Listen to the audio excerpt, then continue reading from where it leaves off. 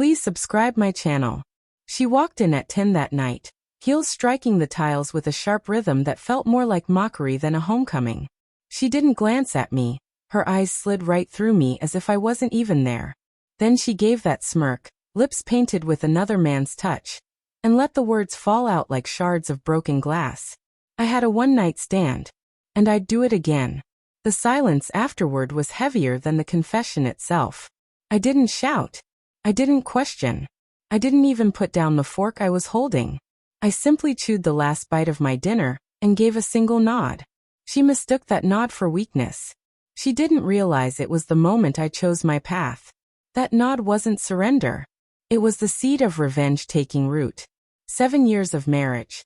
7 years of routines, shared laughter, whispered promises of forever.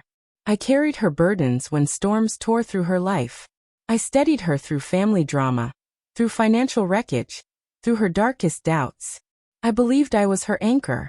But all along, I was just the ground she walked on, too convenient to notice. Looking back, the warning signs had been glowing in the dark the whole time. The sudden distance, the unexplained late nights, the phone placed face down as it buzzed with secrets she thought I'd never see. I ignored them because I didn't want to dismantle the picture I'd built of us. I clung to the illusion until that smirk shattered it all in one instant.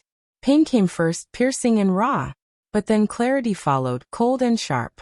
Words wouldn't win this war. Strategy would. The very next morning, when she stretched out on the bed and called for coffee as if nothing had changed, I stood in the doorway watching her. She expected the same man who had always bent to her moods, the husband who'd fold before her storms. But I was already mapping a new game, one where she didn't even realize she was the opponent. I began quietly. Passwords changed. Bank accounts secured. Legal papers sorted. While she slept, I searched her phone when her guard was down, copying everything: names, numbers, photos, timestamps. Every scrap went into a hidden folder. For 2 weeks I played my role flawlessly. I cooked her favorite dinners, kissed her cheek, pretended the silence between us was healing. But beneath the mask, I was moving my pieces across a board she couldn't even see. I met with a lawyer, shifted assets into my name, closed joint accounts she never truly understood. The house, already secured. The savings, moved. Even her car was financed under me. Bit by bit, I dismantled every pillar she thought held her up, until the moment came where she would find herself standing on air.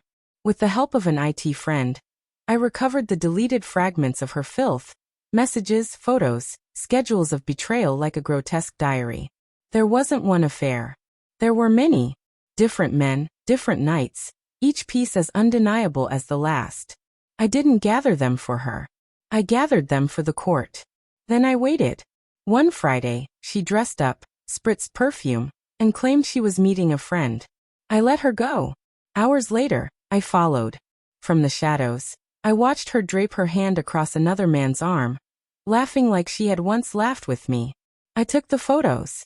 I recorded the videos. Proof stacked high enough to crush her under its weight.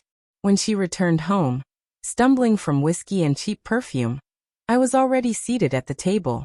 Papers spread before me in neat rows. She frowned and asked what it was. I told her calmly, it was her legacy. Her eyes flicked across the pages, the photos, the evidence, and her face drained pale.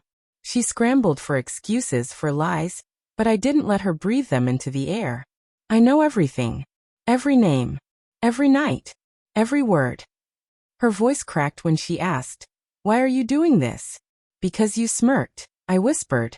The following week, she woke up expecting coffee in bed and a husband who'd cater to her moods. Instead, she found silence and drawers half empty.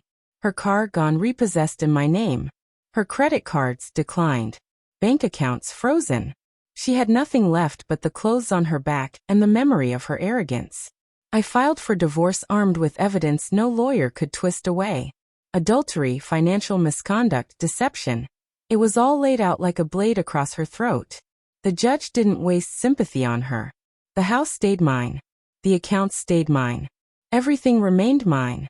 She walked out with nothing but shame stitched to her skin. The final blow landed at her sister's birthday.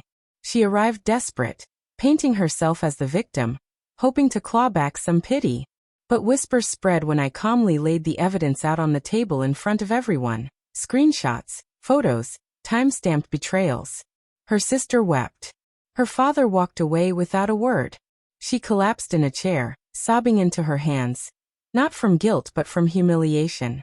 And in that moment, the balance shifted forever. She wasn't the one with power anymore. I was. Do I regret any of it? No. Regret belongs to those who still love. I stopped loving her the night she smirked and told me she'd do it again. Now each morning, I make my own coffee. I drink it slowly in silence, free of the weight of playing the fool. She believed betrayal would break me. Instead, it taught me to burn quietly, strategically, until the fire consumed her world and left mine untouched. I don't hate her. I don't feel anything at all. And that, more than the ruin I left her in, is the sweetest revenge.